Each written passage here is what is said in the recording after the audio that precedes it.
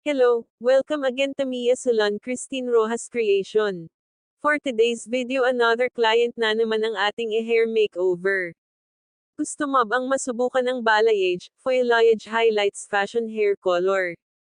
Pero worried ka kasi ang hair mo ay nakariband or kakariband lang natatakot na baka ito'y masira mag-rubberize dahil sa bleach.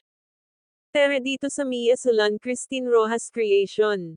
Mga mare at subukan ang aming balayage, foliage fashion color without damaging the hair kahit rebonded pa ang hair mo.